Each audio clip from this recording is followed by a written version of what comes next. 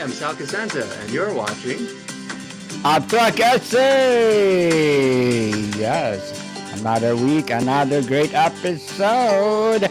And Mr. Saul? Yes. So, on this episode, we are joined by a very special guest. They know him as Michael the Show Richau. So, Michael the Show Richau, Richau. I need a nickname, Daniel. We need to have something soon. But Michael Yes. is the owner and the creative director of Boom with an Boom! exclamation point. Mm. Right? It has to be boom. It's not boom. It's Boom. Boom! Boom Percussion Entertainment, which is based in Mesa, Arizona. And it's a sort of incredible experience, a musical experience, entertainment experience. It's not just Michael. It's a ton of musical people, creative people. They're playing at fairs, they're playing at corporate events, sporting events, parks, festivals, you name it. Boom is there. Michael, by the way, is the big brother of Jenny Rochot, who we had on our podcast a few weeks back. So Yes. check out that episode when you can. Jenny is the founder of Rochot and Co. So we have a super talented family in our midst, Daniel. Oh, And yes. I'm curious to know if you have other siblings. Bring them on. That's it. Please. That's all. But We're the only two that I know about. oh, that, gotcha. The official siblings. Okay. So Michael, by the way, has a baker's dozen in terms of years. That's 13 years, Daniel. These jokes are bad, but Michael's a former musical director for 13 years with Mesa Public Schools, a fellow Coronado High School alum, which I am as well, and I think Nice. Jenny is as well, right? Michael's been playing drums since the tender age of 8 years old, which was a couple years back, right? And aside from, again, providing specialized musical entertainment experiences, Boom also works with a variety of Valley-based charities and organizations, including being a sponsor of United Sound, which supports musical experiences for students with special needs through a peer mentorship program. And I believe in the past, Boom has worked with Honor Health, which is near and dear to me. If you'd like to learn more or find out more or book Boom, you can go to marchingbandboom.com. That's marchingbandboom.com. Follow them on Instagram at Boom Percussion. That's Boom Percussion. Check out their YouTube. And I want to show, just to get us in the swing of things and in the mood, I want to share screen now and sort of I saw this online and I couldn't look away. I think it's a great way to start the episode off. So hopefully you could all hear Oh, this. wow. Boom! Adjust your volume. Here we go. Oh, wow.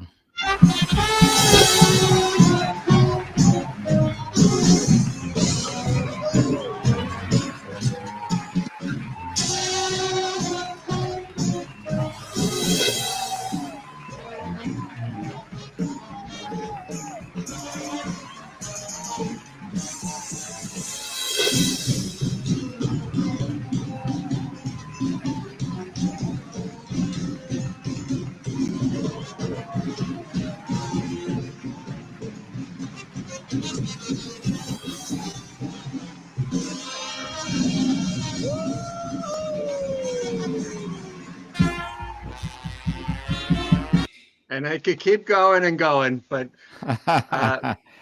so Michael, thank you for being here. Number Yes, one. thank you. Let me stop share. Hold on. Okay. So my first question for you, Michael, is did you ever imagine yourself doing this as a young kid? Like what were you as a kid? Were you introverted? Were you extroverted? Is this a lifelong sort of dream, or is this like something that came out of left field?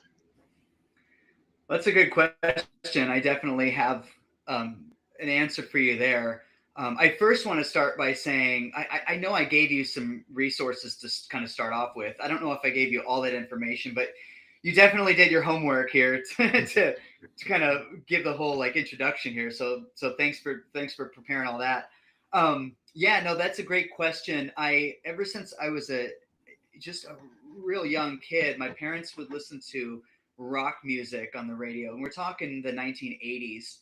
And I remember having a particular interest in music, and my mom would buy me cassette tapes of my favorite bands, and I remember looking inside I'd get the cassette tape, and I look inside the jacket and see pictures of these bands, and just thought it was the coolest thing that these guys. It was almost like these characters back in the 80s. You had bands like Motley Crue and Bon Jovi, and they'd wear this total rock star attire, and it was like this like um, this Like a what's it? persona.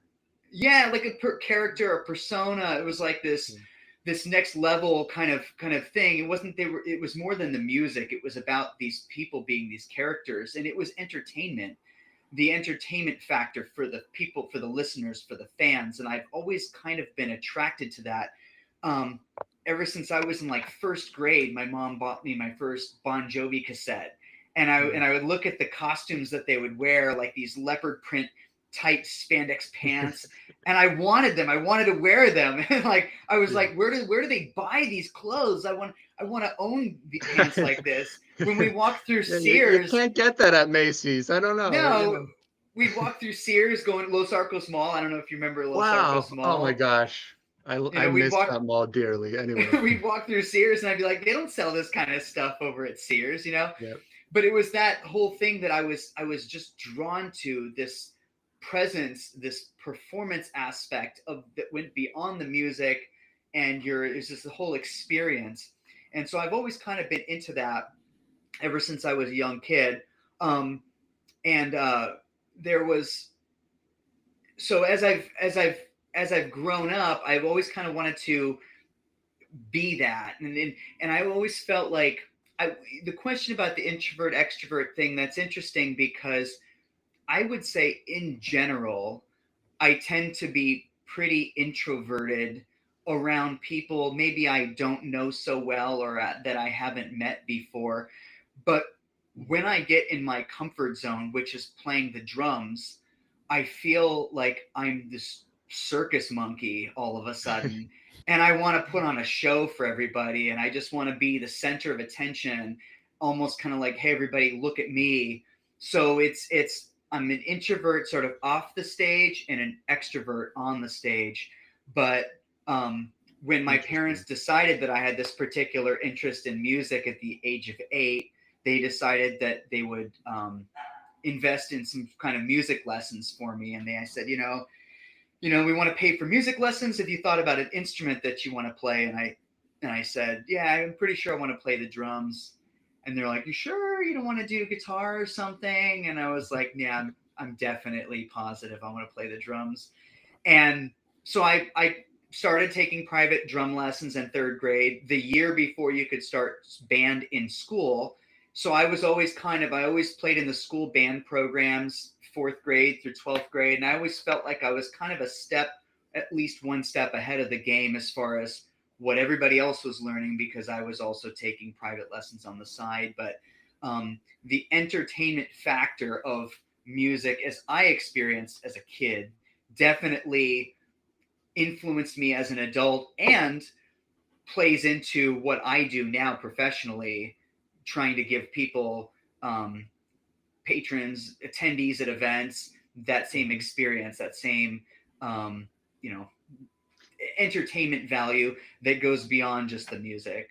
So it sounds like the introvert stops right before the show is about to begin, and when you're up there on the stage with your band, you're cooking, right? It's kind of like that you're home, right? Like that part of you is home and alive, and that's Yeah, a pretty common thing, right? For many musicians, it's kind of like what they are like in their personal life is a different sort of reality from then when they're on the stage. They feel like maybe they're who they truly were meant to be up there, right? yeah, Which is very fascinating. I feel a little bit of that when I'm teaching, because you're teaching in front of a large group of people, and I enjoy it. And you could tell that you definitely enjoy what you do.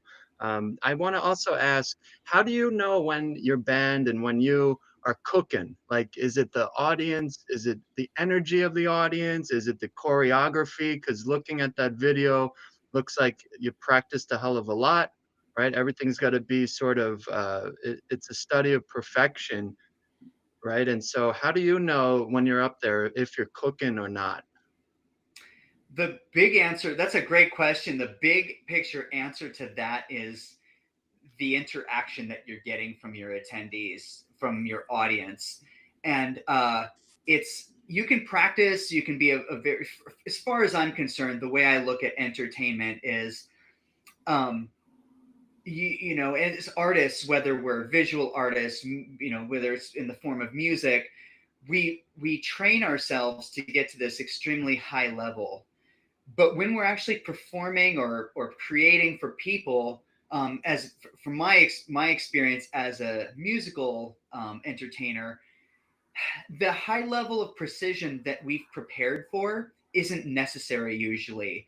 Um, it's the energy that you're putting out. It's the energy that you're getting back, and it's usually in a much simpler form than people think. Unless you're playing for, it depends on who your audience is, of course. Our audiences are, many of them are corporate audiences, um, people that don't necessarily have a high level of knowledge about music, but they want to be entertained. They know what Hmm. fun looks like.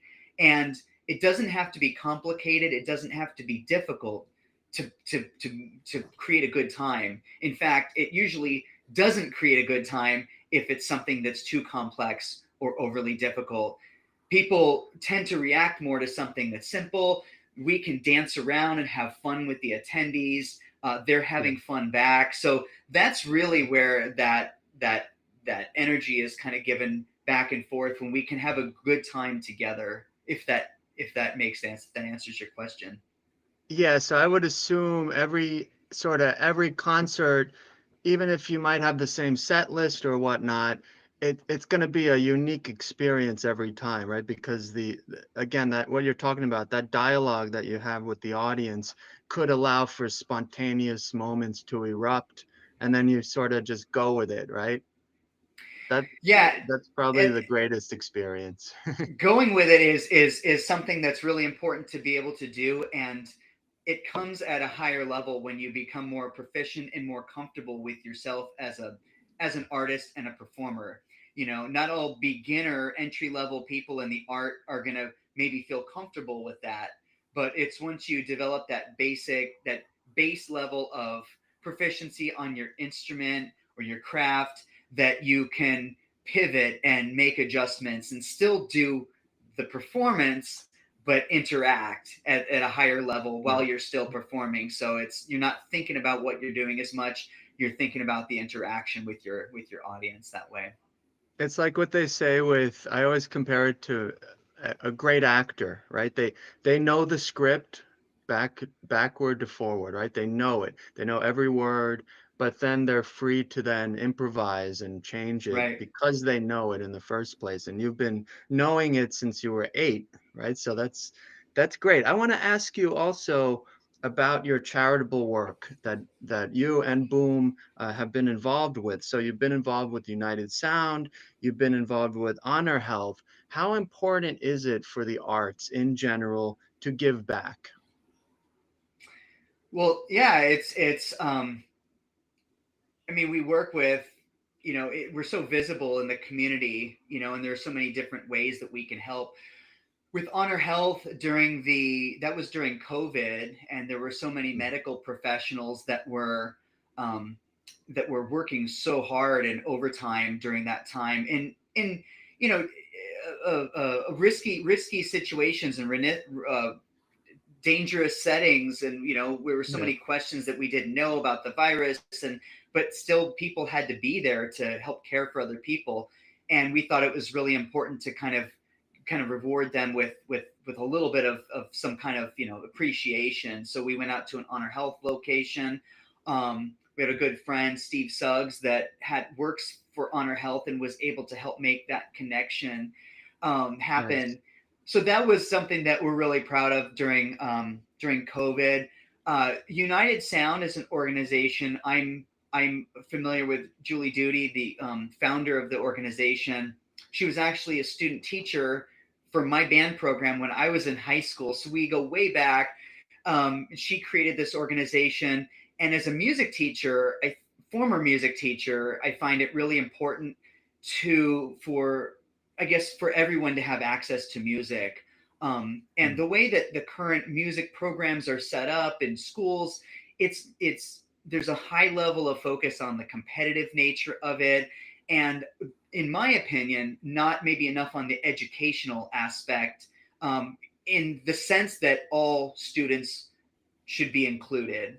And there are a lot of special needs programs at schools, but in many cases, those students aren't given the access or the resources or opportunity to be a part of programs. So United Sound allows for those at certain schools where the program is set up, allows students that have special needs to be a part of the music program and perform in concerts and so forth.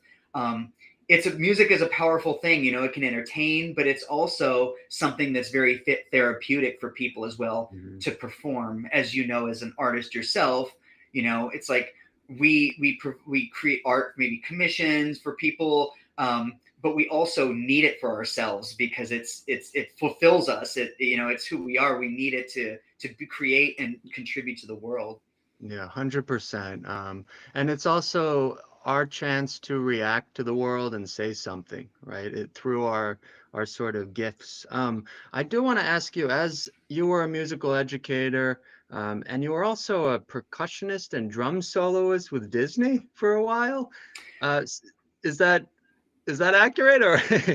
Yeah, so partially, I played for a period of time in a show called Blast, and Blast they had a few different outlets that they would. For one, they had a show for a little while in London on the West End. They had a show on Broadway in New York. They had a touring cast throughout the United States. They played in Asia. There were also casts that were at Disney World. In Disneyland. So I was on the Disneyland cast back in 2002. And I was not actually an employee of Disney. I was an employee of Blast, but Gotcha. the show was performing at the Hyperion Theater at Disney's California Adventure in 2002 when I was in that show. So in these sort of past chapters of your life, how much of it still informs your current, or did any of it hasten Boom to come to be? Yeah, that's a great question because literally every single aspect of everything I've ever done has kind of culminated to create Boom, essentially, or everything I've learned from every outlet that I've ever done has contributed something to Boom. For example, when I was teaching was actually a really big part of how I continue to run Boom. Everything from the way that we would deliver information. It sounds like you're a teacher as well. So, you think, okay, well, I need my students to get from point A to point B. I've got to, what do they need to know at point B? What do I need to start with A? How do I need to get them there to the second point? What do I need to teach them? How do we scaffold this? How do we layer this? And then you get it really deep into the lessons, and you think about it's very meticulous. It's like an art form, teaching itself. You look at comedians. Comedians have this down to a science. The delivery of a joke, how you're going to deliver information, the timing of the punchline, the way the punchline is pronounced or articulated or spoken. All those things are down to a science. It's the same thing with teaching. If you're teaching, especially kids grades kindergarten through sixth grade, you've really got to be animated and creative on how you deliver this information. So I really had to think about a lot of different things. How do I get this information to the students? How do I captivate them? How do I make them remember this information? How do I get them from here to there? It's the same thing when we do Boom. If we're up on stage at a corporate event and the audience is going to laugh at something, we need to really look at the way that we're delivering this. If we don't get a laugh one day at one event, okay, what did we do wrong? Oh, we forgot to say this first. You've got to really set everything up. It's a very delicate process when you're dealing with entertainment. But a lot of those aspects from teaching carry over. Now, as far as the business standpoint, dealing with parents when I was a teacher, when I was dealing with parents and doing presentations or dealing with parent complaints, it's like dealing with sales now. I've got to deal with customers prospects that want to hire us, and I've got to know how to talk to them. I've got to know how to present the right information that will make our product, it will make them help understand our product and how it will help them. If there's a problem, if there's a conflict, I know how to deal with that because of my previous experience being a teacher and dealing with conflict in those areas. So everything that I've done up to this point has really been necessary and helpful in allowing me to do what I do today with Boom.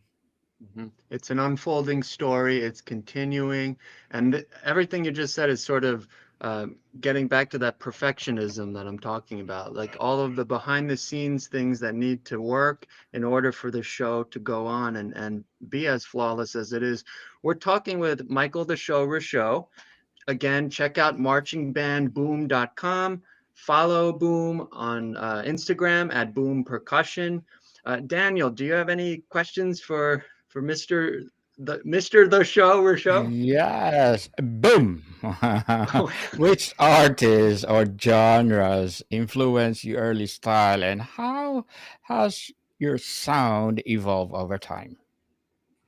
Yeah, that's another great question. I mentioned before that I grew up in the 80s, and I mentioned a couple of bands like Motley Crue, Bon Jovi, another couple of favorites like Def Leppard, Poison, some of the bands that I grew up listening to. And even I liked the songwriting. I thought the songwriting was fun. I thought the nature of the music was fun. Party music, good time music, but also the theatrics that went on behind it, the pyrotechnics that they'd have on stage. If you go back and watch those videos from those concerts, the explosions and the pyrotechnics and the entertainment value, all that stuff just captivated me. And I play now, in addition to running Boom full time, I work as a freelance drummer as well, freelance musician. I do a lot of work with a company called Tad Management. And with Tad, we do a lot of tribute shows. So, tribute shows, we do the music of Billy Joel, Elton John, ABBA, Barry Manilow, the Carpenters, a lot of different types of music and styles. But it's funny how the style of music that I grew up kind of still infiltrates into what I do. So we do the Billy Joel and Elton John tribute show, and I'm up there, I'm doing like twirling my sticks and flipping them in the air, which is not necessarily in line with that particular genre or style, but I make it fit where it's appropriate, I think, in my opinion. Maybe other people, based on social media comments, might disagree with that, but I feel like I place it where it needs to be placed, where it's appropriate. And it's also, I don't know, maybe my signature flair that I have to just kind of naturally just pepper in to make my presence known. It's like, okay, well, I'm going to throw a couple stick twirls and some stick flips in just because that's kind of what I do. But it does carry over into everything that I do, everything I grew up with. That entertainment aspect definitely filters into what I do now today professionally. Nice. In our remaining moments, so is there anything that is coming up that you're excited about, something you want to announce to everyone? Well, that's an interesting question because I'm sure you're booked galore, right? You got... I am. And the funny thing is that what I love about this job that I do is that every day is so different. Whether I'm touring, performing in different cities, or I'm just at home, I never know or in the office or at home, I never know what types of inquiries I'm going to get, and where life could take me the next minute. We got a call one day for a request to play at a birthday party which was like 3 days, the 3 days prior to the actual party. Turns out that was Cardi B's 26th birthday party in Las Vegas.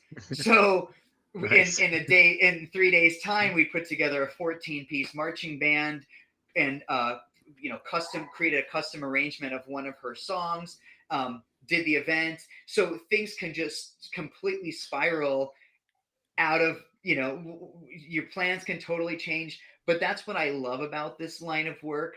Not everybody might be able to handle a lifestyle like that. Some people feel more comfortable perhaps just going to work every day, clocking in, clocking out, 9 a.m., 5 p.m., come home, crack a beer, watch TV. But I prefer to have the lifestyle that I do have, which is very exciting. And if I were to name one thing that would be coming up, I mean, we have a couple Midwest tours coming up. That would be exciting. But to name one particular thing, I don't know, because it's all exciting. So, But it's the spontaneity that's probably always unpredictable and exciting. I'm like you. I need spontaneity in my life. A desk job, and me, no. I did want to ask you, because I have a background in architecture. I'm always interested in this. Do you prefer an enclosed venue, or do you prefer an open outdoor venue? And if it's enclosed, what is it, just about acoustics? Is it about proximity to the audience that you're most concerned about? I wonder if you could give us some insight from an architectural standpoint, what you're seeking when you perform. Yeah, that's it really kind of depends, on the venue. One of my favorite we have a couple favorite venues to play that are indoor venues.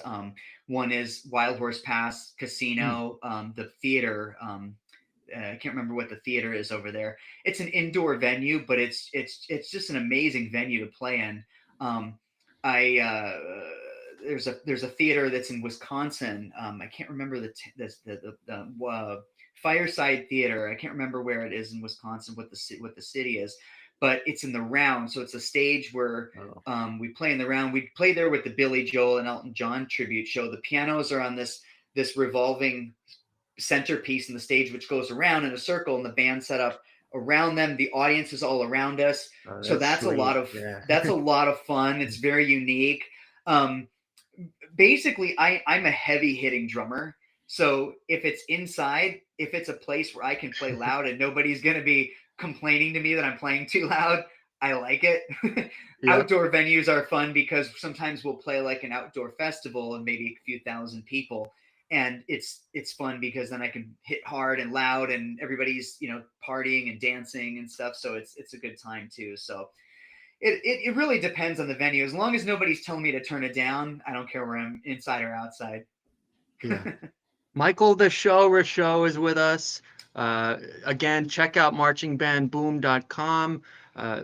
And I just want to thank you, Michael, for being here. This was a real treat.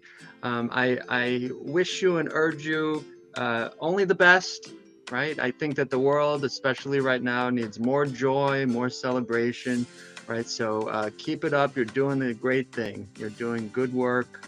It's been an honor to get to talk with you. Daniel, anything else we should add, or any other final questions? Yes, my final question to you, Mr. Boom, where do you see your musical journey heading next? What are new horizons are you excited to explore? Yakima, Wisconsin. No. Fort Atkinson is a town in Wisconsin. Just wanted to get that in before the end. No, just getting bigger, doing bigger things, working more on a international scale, and just continuing to expand what I do, making a footprint so that there's something to be left behind at the end of my life. I can say and feel like I actually made an impression and impact on some people, and hopefully left something positive behind. Very well said. Thank you so much.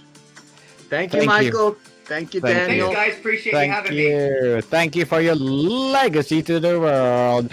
And we are hoping for more and more success. Who knows, the other Boom will explore Big Bang. The Big Bang. Yeah. The Big Bang. If you had a super group going, it should be called that. Yes, right? Big Bang. Okay, Mr. Sal. What do you say there, Daniel? Thank you so much for your time, Mr. Michael and Mr. Sal. Have a Thank good you one. as well. Thank you, everyone. Okay. Thanks, Mike. Thanks, Have a great week. Yes. Peace. More to come, people. See you soon.